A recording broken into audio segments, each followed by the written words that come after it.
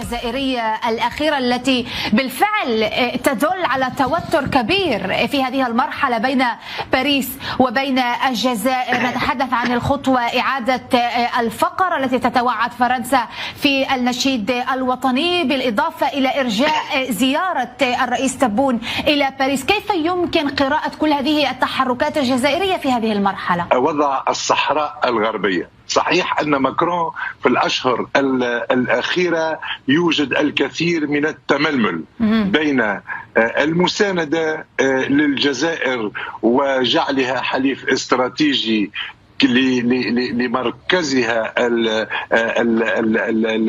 المتميز داخل القارة الأفريقية، نعم، أو الانخراط داخل المغرب التي تسعى أن تكون في حلف غربي مع تطبيع مع إسرائيل والنهوض الاقتصادي التي تعمل المغرب إلى تأسيسه.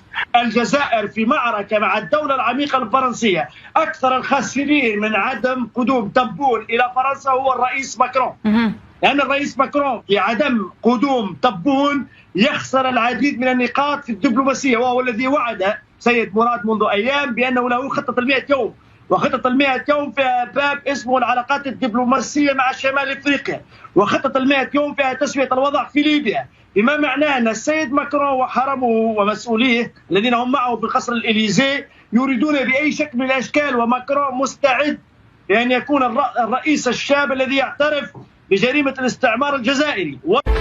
أهلا بكم أعزائي المشاهدين في ملفنا الثاني. الرئيس الجزائري عبد المجيد تبون يختار زيارة حليفته روسيا على حساب فرنسا. فزيارة تبون التي تهدف إلى تعزيز العلاقات الثنائية مع موسكو وللبحث عن أسواق جديدة تأتي في وقت كان من المقرر فيه أن يزور فرنسا. تبون الذي أصدر مرسوما يعيد إلى النشيد الوطني الجزائري مقطعا يتضمن كلمات تحمل وعيدا لفرنسا قبل أيام من أن نتوجه إلى موسكو. إذا ما الهدف من زيارة تبون إلى روسيا في هذا التوقيت؟ وهل هناك رسائل من خلال هذه الزيارة موجهة إلى الغرب وتحديدا إلى فرنسا؟ وكيف تنظر باريس إلى الخطوات الجزائرية الأخيرة؟ نناقش بعد هذا التقرير. بينما أرجئت المرة تلو الأخرى زيارة الرئيس الجزائري عبد المجيد تبون إلى باريس، ها هو يتم استقباله اليوم في موسكو، والتي وصل إليها تلبية لدعوة من الرئيس الروسي فلاديمير بوتين. زيارة مدتها 3 أيام سيتم التباحث فيها بعلاقات البلدين، وسيتخللها التوقيع على إعلان شراكة استراتيجية واسعة بين البلدين، كما صرح رئيس الوزراء الروسي ميخائيل ميشوستين خلال لقائه تبون. التوقيع سيتم يوم غد خلال لقاء تبون بوتين، ويعتبر الجانبان الاتفاق بمثابة انتقال التعاون الروسي الجزائري إلى مستوى نوعي جديد. الرئيس الجزائري الذي أعلن أن بلاده تعتمد سياسة اقتصادية جديدة مدح العلاقة السياسية بين البلدين، وأشار إلى أن العلاقة الاقتصادية يجب أن تتطور. تبون أعرب عن أمله في أن تسهم هذه الزيارة بالمضي قدما في تحقيق شراكة استراتيجية للدولتين. انضمام الجزائر إلى منظمة بريكس الاقتصادية والتي تقودها روسيا والصين سيكون حاضرا في لقاءات تبون، خطوة تعكس رغبة الجزائر بالانخراط في التحالف الغربي على حساب التقارب مع الغرب، ما يعني أنه بالنسبة لتبون المعادلة واضحة: السياسة قبل الاقتصاد. ملف الصحراء والعلاقة مع المغرب أهم من التقارب مع باريس وعواصم أوروبا، فالإغراءات الغربية وأسواق الغرب الطواقة للطاقة الجزائرية ستنتظر فرصة أخرى. ولنقاش هذا الملف أرحب بضيوفي ينضم إلي من باريس دكتور مراد بن عمار الباحث والمحلل السياسي. أهلا بك دكتور مراد. معنا كما ينضم إلي أيضا من باريس الصحفي والمحلل السياسي الأستاذ زار جلادي. أهلا بك. ومن موسكو دكتور محمود الأفندي المختص بالشأن الروسي والأستاذ بالأكاديمية الروسية. أهلا بكم جميعا. ودعوني أن أبدأ معك دكتور محمود. دكتور محمود، تحدثنا عن هدف هذه الزيارة التي يجريها الرئيس تبون لروسيا، وما هي أبرز الملفات التي يتم بحثها؟ أول شيء يسعد أوقاتك أنسة لورين والإخوة المشاهدين وضيفك الكرام طبعا من باريس. طبعا الملف الأهم شيء في هذه الزيارة والدعوة الرسمية هي منظومة البريكس ومجموعة بريكس، لأن روسيا هي كانت المبادرة منها لضم الجزائر إلى مجموعة بريكس، ونعلم جيدا أن من حوالي 3 سنتين وحتى الآن روسيا تقوم بمبادرة مجموعة بريكس لضم الجزائر كعضو أساسي وعضو قوي في مجموعة البريكس. وفعليا أنا في رأيي سيتم الإعلان عن انضمام الجزائر في مجموعة البريكس بعد مناقشات غدا في اجتماع جنوب أفريقيا. وحسب المعلومات التي تتسرب الآن الرئيس الجزائري تبون سيكون مدعوا إلى جنوب أفريقيا للاحتفاء فيه رسميا بضمه إلى مجموعة البريكس. في الاجتماع سيكون في جنوب أفريقيا في الشهر الثامن هذا العام. هذا أول شيء. ثاني شيء، روسيا بشكل من الأشكال بعد ما كان في شوائب بعلاقتها مع الجزائر وأصبحت الآن بضم الجزائر إلى مجموعة البريكس بالإضافة إلى تعاملها في مجموعة الأوبك بلس، أصبحت الآن مسيطرة على ما يسمى مع شركائها على مجموعة الطاقة في كل العالم، إن كانت الغازية عن طريق ضم الجزائر والنفطية في مجموعة أوبك بلس بحلفائها الجديدين. أنا أقول حلفائها ولا أقول السعودية والإمارات ودول حتى العراق أيضا. يعني كل هذا يعني أن إذا يريد الولايات المتحدة الأمريكية أو أوروبا الاستفادة من الطاقة العالمية البديلة عن روسيا ستكون في مواجهة روسيا في الشركاء الجديدة الاقتصاديين. يعني الجزائر الآن بعد إزالة الشوائب اللي أكيد كانت موجودة، ونعلم جيدا أن هذه الزيارة كانت مفروض تتم العام الماضي ولم تتم، والآن تمت، وخصوصا بعد تبديلها بالزيارة الفرنسية. هذا يعني رسالة واضحة للغرب أن الجزائر بعد التوقيع غدا على شركات استراتيجية أصبحت عادت روسيا علاقاتها مع الجزائر بشكل كامل، وخصوصا العسكرية. ويجب أن نقول العسكرية أهم شيء، لأنه غرب المتوسط كمنطقة عسكرية وصراع روسيا مع حلف الناتو سيكون ضمن، يعني حتى هناك اتفاقيات لإنشاء مناورات عسكرية جديدة في غرب المتوسط للبحرية الروسية، بالإضافة إلى تقديم الجزائر لبعض موانئها للقوات الروسية البحرية الروسية لما يسمى لاستراحة، خلينا نقول استراحة، ولكن شبه قاعدة عسكرية بحرية ستكون موجودة في الجزائر وفي غرب المتوسط. يعني فعليا نحن أمام شراكة جديدة استراتيجية ستعطي رسائل الغرب أن العالم بدأ فعليا بالهروب من الهيمنة الأمريكية والهيمنة الغربية، والآن هناك عالم جديد يجب أن يعترف فيه ومجموعات اقتصادية جديدة. تفضلي. نعم دكتور محمود، وصلت الفكرة. ابقى معي لو سمحت. أستاذ نزار، استمعت إلى ما طرحه ضيفي من موسكو دكتور محمود لتحدثنا عن أهمية هذه الزيارة بالنسبة للجانب الجزائري. اهلا وسهلا. في البدايه هذه الزياره لها عنوان وحيد وعنوان واقعي جدا ومنطقي جدا، هي زياره الحزب بالخيار الاستراتيجي بشكل نهائي. الجزائر لطالما لاعب رسمي للمصالح الروسية في المنطقة، ولكن اليوم تدخل في خيار استراتيجي. لأول مرة في لقاء روسي جزائري لا يكون المحادثات العسكرية هي الأهم أو شراء العتاد العسكري هو الأهم، بل أن السياسة والاقتصاد والروابط والمشاريع. والدليل على ذلك بأن السفير الروسي في الجزائر صرح علنا منذ أيام، قال أن هذه الرحلة لن تكون رحلة بيع السلاح بقدر ما ستكون رحلة سياسية. إذن الجزائر حسمت أمرها في خيارها في العالم الجديد، في عالم القطب الجديد الذي عنوانه الأول اسمه الشرق. ثانيا، هذه الزيارة لها وجهان. الوجه الأول وجه ثنائي بين روسيا والجزائر، ولكن هناك وجه آخر يشارك فيه الرئيس بوتين والرئيس تبون وهو وجه الشراكات الجديدة والبريكسيت. الجزائر تريد أكثر دعم من روسيا لدخول مجموعة البريكسيت، وتريد صوت عالي من روسيا لدعمها للدخول إلى هذه المنظومة. ضف إلى ذلك بأن الجزائر اليوم هي اللاعب الرسمي لمصالح روسيا في إفريقيا. نعم. بعد فشل فرنسا وخروجها وخروج الأمريكان من هناك وسقوط الألمان أيضا والدخول العلني الاقتصادي للصين، الجزائر لا يمكن أن تكون إلا الممثل الرسمي للمصالح الروسية.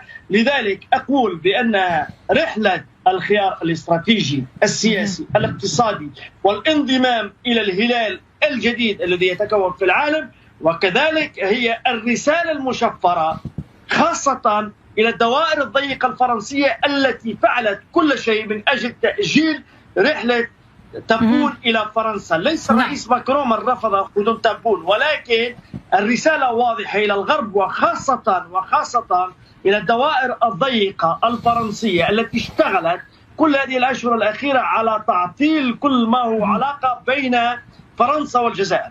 نعم، ولكن أستاذ نزار يعني تتحدث عن الخطوات الجزائرية الأخيرة التي بالفعل تدل على توتر كبير في هذه المرحلة بين باريس وبين الجزائر. نتحدث عن الخطوة إعادة الفقرة التي تتوعد فرنسا في النشيد الوطني، بالإضافة إلى إرجاء زيارة الرئيس تبون إلى باريس. كيف يمكن قراءة كل هذه التحركات الجزائرية في هذه المرحلة؟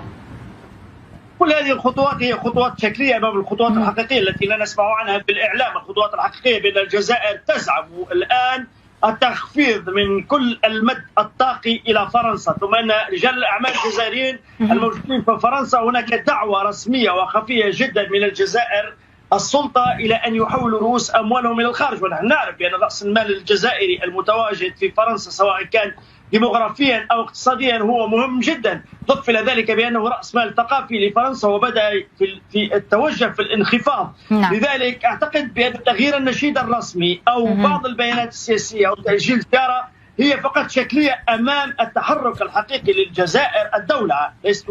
الجزائر الدولة التي لها خيار جديد وهو عنوانه عين على الشرق الجديد الذي يريد العودة إلى القمة وإسقاط المثلث الأمريكي الأوروبي. نعم، سنتوسع بهذا أيضا فيما يتعلق بأولويات الجزائر في هذه المرحلة ومصالحها. دكتور مراد، برأيك كيف تنظر باريس إلى زيارة تبون إلى الجزائر التي تأتي كما ذكرت في وقت كان مقرر أن يكون هناك زيارة للرئيس الجزائري إلى فرنسا؟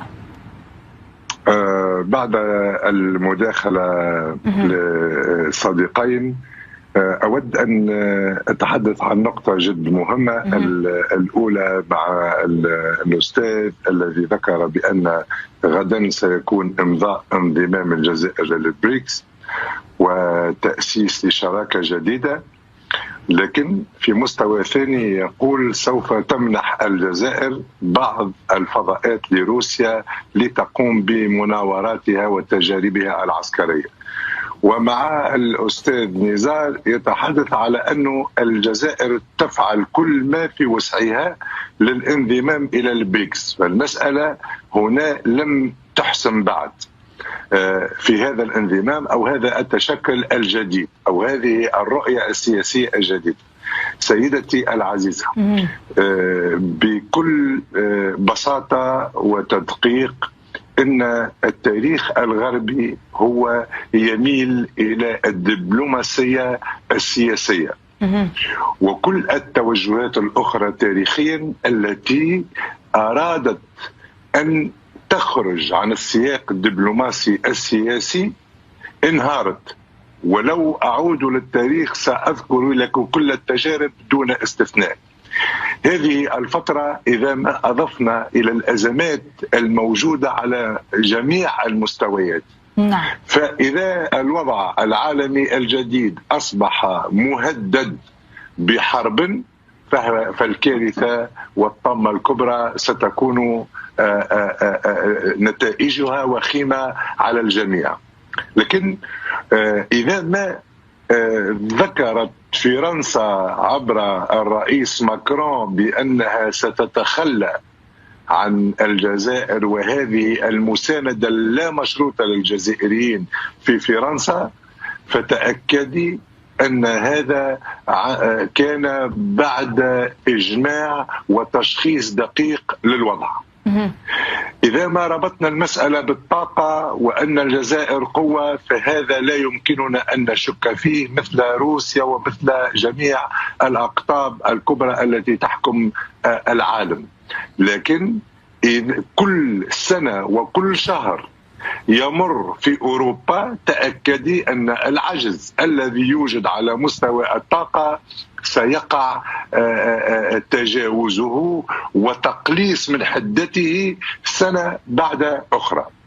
وبالتالي ذكرتي في التقرير في آخر ما ذكرتي هو وضع الصحراء الغربية. صحيح أن ماكرون في الأشهر الأخيرة يوجد الكثير من التململ بين المساندة للجزائر وجعلها حليف استراتيجي لمركزها المتميز داخل القارة الأفريقية، أو الانخراط داخل المغرب التي تسعى أن تكون في حلف غربي مع تطبيع مع إسرائيل والنهوض الاقتصادي التي تعمل المغرب إلى تأسيسه. هنا الخارطة السياسية، أنا لا أريد أن تكون إفريقيا دائما في تبعية إلى قوة وإلى حلف معين. إفريقيا اليوم لها مكانتها، إفريقيا اليوم لها سيادتها، بإمكانها أن تكون غربية أو شرقية، أن تكون مع روسيا أو مع الولايات المتحدة، لكن لا تكون في قتل وتجاوز سيد قديم لبناء سيد جديد. نعم، يبقى معي لو سمحت دكتور محمود. عودة إليك، إلى أي مدى بالفعل هذه الزيارة تحمل رسائل موجهة مباشرة إلى الغرب، لا سيما وأن هناك من يقول أن الرئيس بوتين هو الذي أصر أن تكون هناك زيارة مسبقة إلى تبون إليه، يعني يجب سيكون هناك أيضا في البداية زيارة إلى روسيا ومن ثم سيعطيها الضوء الأخضر إلى زيارة فرنسا. كيف ترى هذا؟ طبعا حجاوبك وراح نعقب على كلام ضيفك الكريم اللي تكلم قبلي. انا اقول غدا سينضم الجزائر لبريسكا. انا اقول ان في اجتماع بجنوب افريقيا في شهر اغسطس سيكون انضمام الجزائر الى مجموعه بريكس وليس غدا. هذا امر مهم جدا، يمكن ان فهمني خطا، فتصليح فقط للسيد الكريم ضيف الكريم من باريس. اما بالنسبه لسؤالك فهو سؤال مهم جدا. نعلم جيدا ان هناك صراع يحصل الان. الولايات المتحده الامريكيه قررت من فتره صغيره أن تبدأ سياسة جديدة على لسان يعني خادم الولايات المتحدة الأمريكية رئيس الاتحاد الأوروبي فان دير لاين.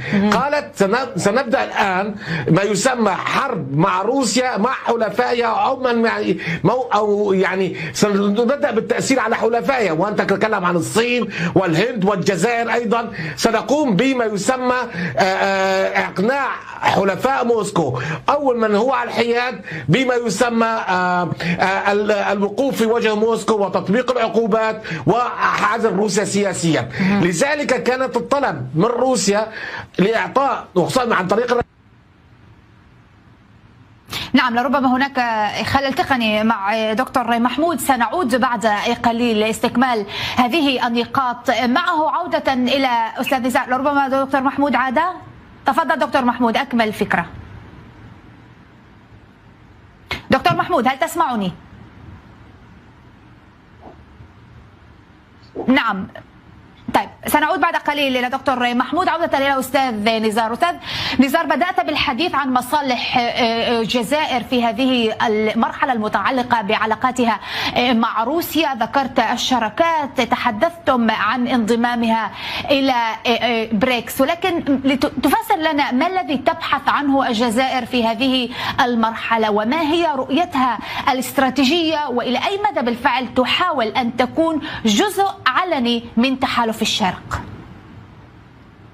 نعم، أولا أريد أن أنبه إلى شيء، بأن الجزائر دولة ذات سيادة وطنية لا تؤتمر لا ببوتين ولا بالغرب. اختيارات الجزائر تقوم على عمل كبير جدا داخل الدولة الجزائرية، والجميع يعلم من يسير الجزائر من الداخل، وهذا ليس موضوعنا للنقاش.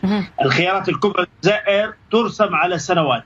إذا يعني لا توافق من يطرح أن بالفعل يعني كان هناك اشتراط لبوتين بأن يذهب بداية إلى موسكو ومن ثم إلى فرنسا. لا، الجزائر ليست من الدول، الجزائر بتركيبتها المعقدة جدا ليست من الدول التي ترضخ للشروط. هذا أولا.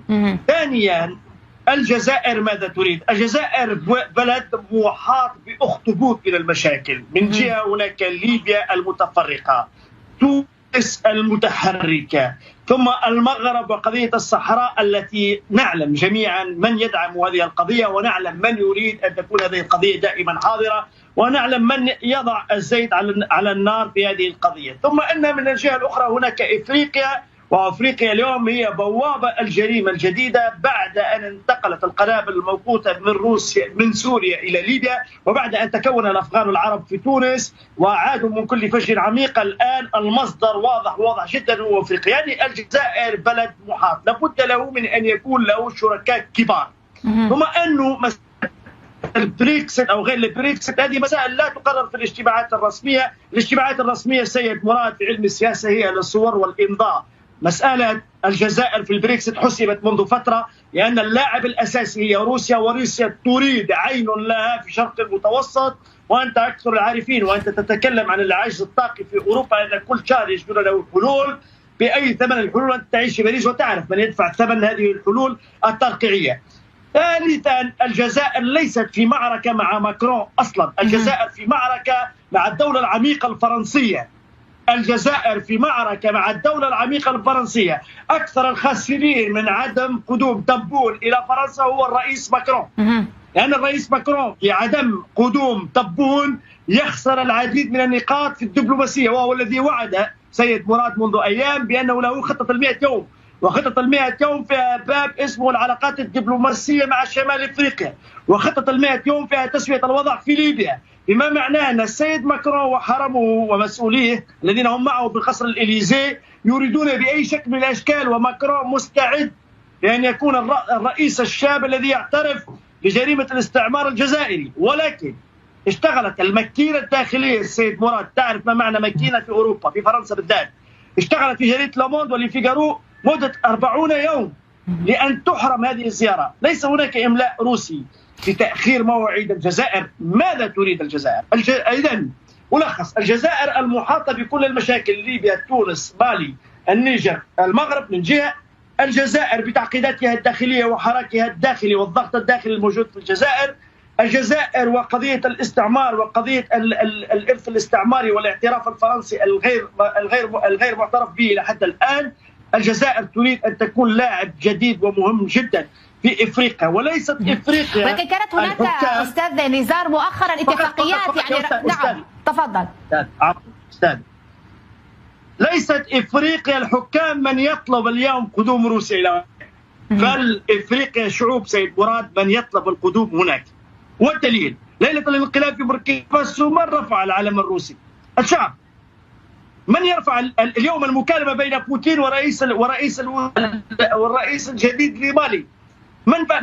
من خرج إلى الشارع مرحبا بالتعاون الروسي؟ هو الشعب المالي، وليس شعب بوكو حرام وشعب الجماعات الإسلاموية والإسلامية، لأن التواجد الروسي موجود اقتصاديا في إفريقيا منذ فترة، ويمر عبر ماذا؟ يمر عبر الجزائر. تعريب روسيا هناك أو ترجمة روسيا في إفريقيا لا تمر إلا عبر الجزائر. نعم. لا يمكن أن تمر روسيا والصين إلى أفريقيا دون المرور بالجزائر. هذه مسألة أولا جغرافية، استراتيجية، أمنية، سياسية، ضف إلى ذلك. نعم، هي البوابة لهذه المصالح في الشمال الإفريقي وفي إفريقيا. نعم أستاذ مراد، أستاذ نزار عفوا. هي لاعب رسمي. نعم، ابقى معي. هي لاعب رسمي. نعم. لاعب رسمي واحد. نعم دكتور مراد، لربما تريد التعقيب على ما ذكر، ونعلم أن اليمين الفرنسي مستمر في مهاجمة الرئيس ماكرون، ويتحدث كثيرا مؤخرا عن الهجرة وتحديدا عن الاتفاقية بين الجزائر وفرنسا وغيرها. ولكن أي خطوات يمكن لماكرون أن يتخذ في هذه المرحلة بعد كل هذه الخطوات وتحركات الجزائرية ضد باريس؟ وذكرت أيضا أن العلاقات الفرنسية المغربية لربما تشهد مؤخرا توتر. هناك من يقول أن هذا يتعلق بإرضاء من أجل بالعلاقات مع الجزائر ومن أجل إرضاء الجزائر. سيدتي، أولا أريد أن أجيب، ولو أنه النقاش ليس بيني وبين السيد نزار، أنا لا توجد معناها أفكار تتداخل في بعضها ولا تتقاطع. لم أفهم ما هو القصد من ذلك. أنا أريد أن أتحدث عن نقطة مهمة جدا جدا. تفضل. الذي يسير اليوم العالم لا أمريكا ولا الصين ولا روسيا، والذين يدرسون الاقتصاد السياسي ويدركون المفاهيم التي تحرك الوجود اليوم، قد نقول بأن الكائنات البشرية الذين يتواجدون بسياساتهم وتوجهاتهم sont prédéterminés، وكأن مصيرهم محدد ما قبليا. لكن النقطة التي أريد أن أؤكد عليها أن الوضع المتوتر بين الجزائر وفرنسا سوف لن يكون في صالح الجزائر، والعلاقات التي تعمل الجزائر على تأسيسها مع روسيا سوف لن تعود بالنفع عن الجزائر. فالشعوب التي لم تعمل ولو بمخطط يكون فيه الحد الأدنى للنهوض